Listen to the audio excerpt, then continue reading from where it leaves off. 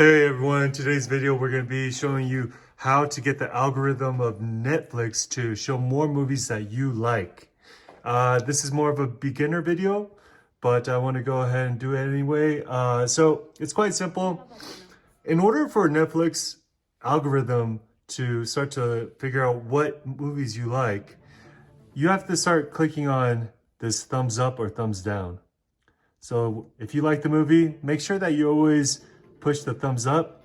If you don't, make sure that you push the thumbs down. So if you love the movie, there's the double thumbs up, which is love this, and you push that.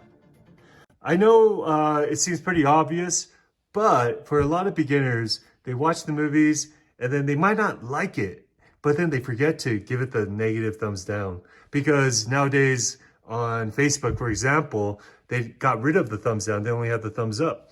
So on Netflix, to help you find better movies or to help Netflix find you better movies, make sure that you use this feature that's double thumbs up or the thumbs down. And yeah, don't be shy. You're not going to hurt Netflix's feelings.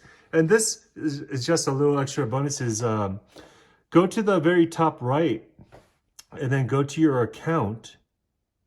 And then you will see, if you go to your account under Profile and Parental Controls, scroll down to Viewing Activity, then click on View. And if you notice on the top, it says Ratings on the right. Go ahead and click on that, and it'll show you the things that you loved, you gave a negative thumbs down to, the likes that you gave. And so then sometimes we get a little trigger happy with the thumbs up or the double thumbs up or the negatives. And then you want to go back. So you can go back to here on activities and then get rid of these things. So then if I want to get rid of, say I thought Squid Games was actually not bad, then I'm going to go ahead and change that and then give it back thumbs up. So if I don't like it, I click on the thumbs up again, and then it completely erased Squid Games.